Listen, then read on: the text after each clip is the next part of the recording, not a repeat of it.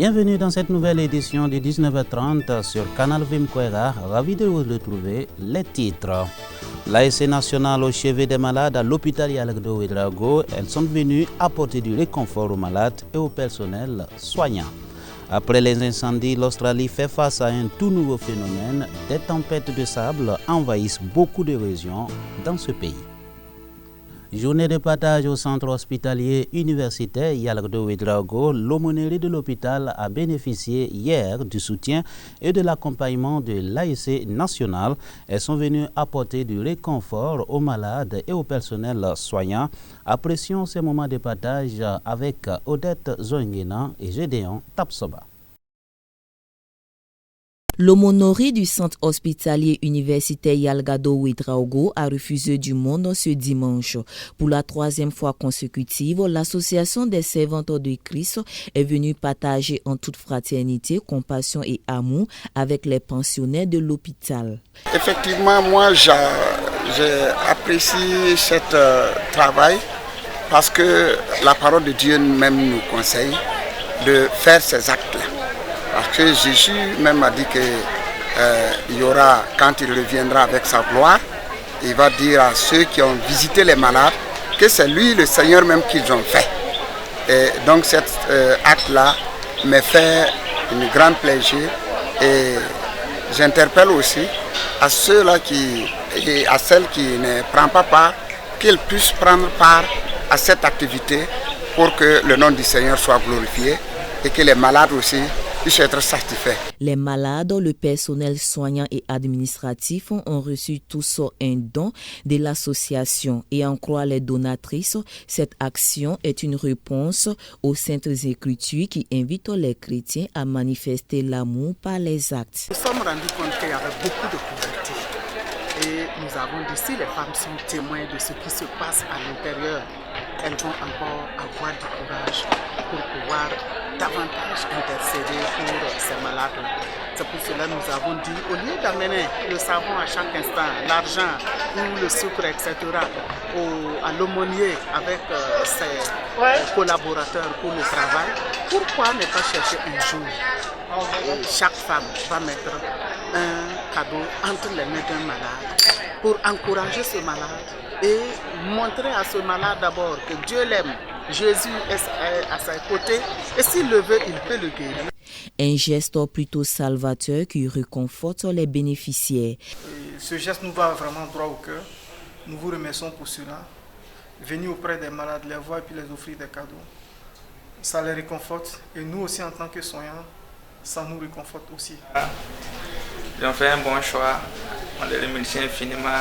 Que Dieu les bénisse, que Dieu les longue vie. Présent et témoin de ces actions, la Fédération des Églises et Missions évangéliques s'est réjouie de cette attention et a émis le vœu que d'autres chrétiens emboîtent les pas de ces femmes. Le geste que j'ai vu aujourd'hui va directement dans l'obéissance à la parole que le Seigneur nous a donnée et sur laquelle il va nous réunir et nous départager. Il dira donc à ceux qui ont fait ces choses-là que c'est lui-même que ces choses ont été faites et ainsi il les prendra pour aller vivre éternellement avec lui. Donc c'est un appel en même temps que je lance à toute la communauté chrétienne. Il faut que nous ne devons pas compliquer la parole de Dieu. Elle est très simple, elle est pratique. Outre le représentant de la FEME, l'aumônier, le personnel soignant ont tous souhaité que de telles actions puissent être emboîtées. Car l'attention qu'on porte à une personne malade, l'amour qu'on pourrait lui donner pourrait concourir à son apaisement et voire même à sa guérison. La secrétaire adjointe de l'ONU chargée des affaires politiques était en visite en Afrique de l'Ouest la semaine dernière. L'étape du Burkina Faso a permis à la diplomate d'évaluer les questions de développement, de sécurité et les efforts de paix et de stabilité dans ce pays. Au terme de cette visite, elle a été reçue par le président du Faso, Roch-Marc Christian Kaboré. Elle nous fait l'économie de cette audience au micro de Théodore Yamigo. Je termine ma visite aujourd'hui au Burkina après un tour dans la région L'objectif de ma visite était de m'enquérir de la situation au Burkina Faso et aussi de la région évidemment, et de voir comment les Nations Unies peuvent assister et appuyer les efforts de paix et de stabilité du Burkina Faso, et aussi discuter des questions, notamment des développements. J'ai rencontré durant ma visite les autorités de ces pays-là, les différents partenaires, les agences des Nations Unies concernées par les questions de développement qui travaillent avec le gouvernement, ainsi que le corps diplomatique accrédité au pays. Durant mon entretien avec le président, j'ai exprimé mes condoléances au président, au gouvernement et au peuple du Burkina Faso. J'ai aussi réitéré la condamnation des Nations Unies concernant les attaques récentes contre les civils et les services de défense.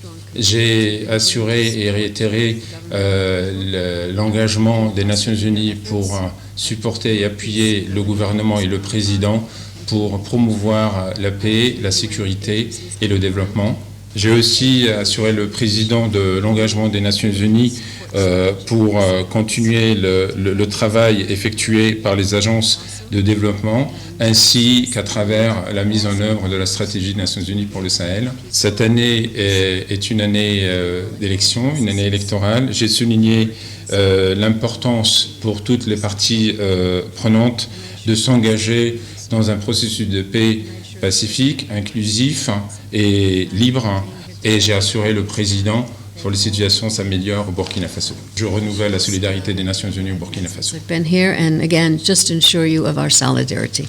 L'année 2020 démarre timidement pour l'Afrique subsaharienne. La croissance économique de la région est en nette baisse par rapport aux prévisions annoncées par la Banque mondiale. Dans un rapport sur les perspectives économiques mondiales, l'organisme fait état d'une baisse de la croissance économique de 2,9% contre 3,2% préalablement annoncé. Les détails dans ce dossier.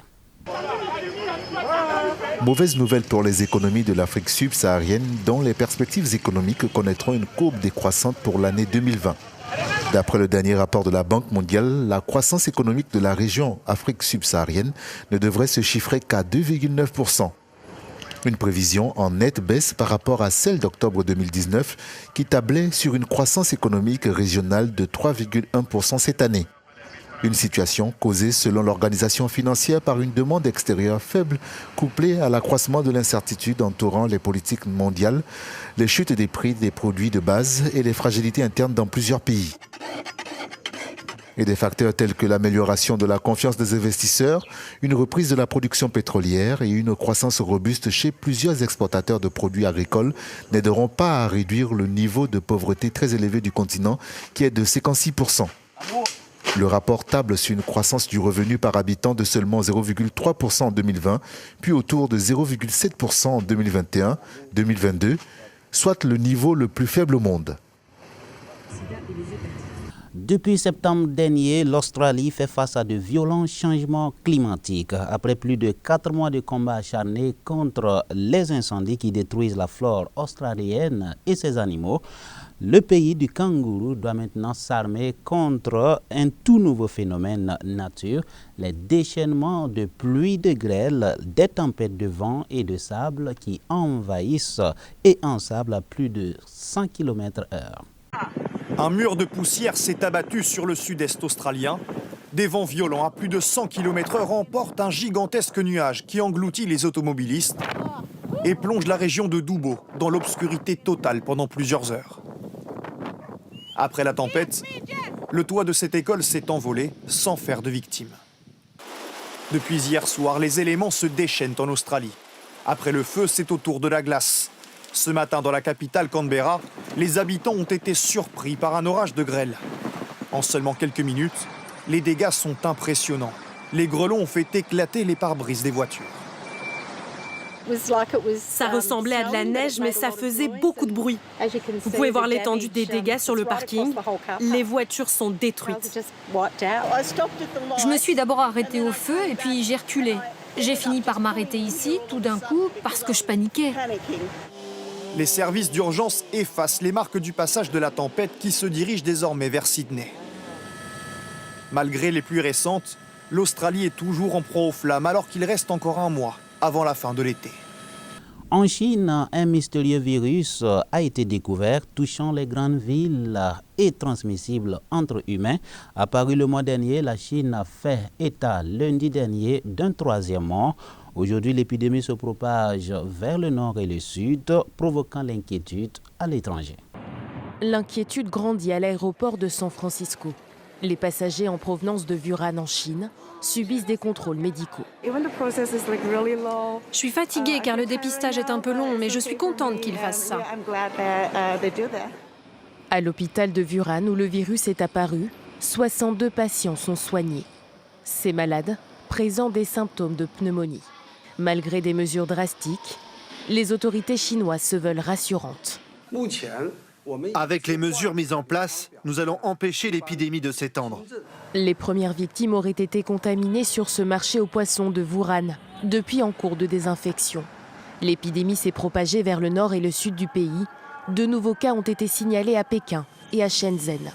En 2003, le SRAS, un syndrome respiratoire aigu apparu en Chine, avait fait 800 morts et 8000 personnes infectées à travers le monde.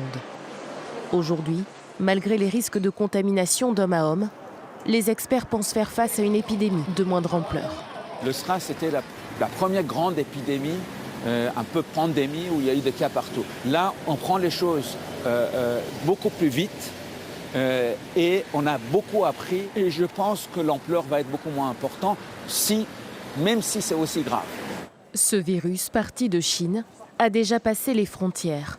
Il a contaminé 2 personnes en Thaïlande, une au Japon et une autre en Corée du Sud. À quelques jours du Nouvel An chinois, il est recommandé aux voyageurs qui se rendent en Chine de ne pas avoir de contact avec les animaux, des malades et de ne pas manger des viandes peu cuites. La gravité du problème lié à la consommation de la drogue augmente inexorablement d'année en année.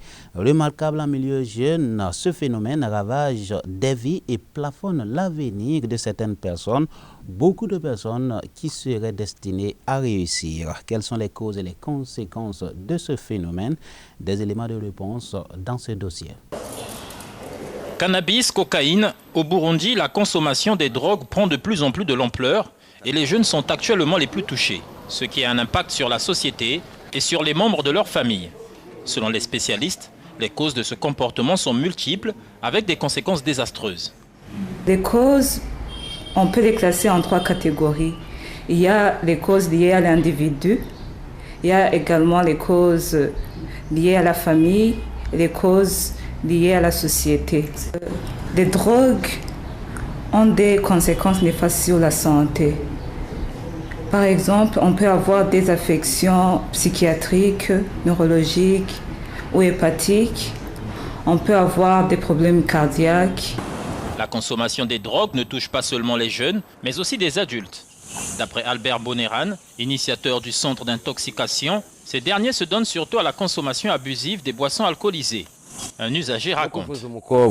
Les conséquences négatives sont nombreuses. Quand tu n'en as plus, tu deviens malade. Sur le corps, des boutons apparaissent. On se sent très faible et des diarrhées interviennent. Au niveau communautaire, on est pointé du doigt, discriminé. On pratique le vol pour se procurer de ces produits. Je pense souvent à abandonner la drogue, mais c'est toujours difficile. Pour tenter d'endiguer ce fléau, un centre d'intoxication et d'accompagnement psychosocial a ouvert ses portes au mois de novembre 2019.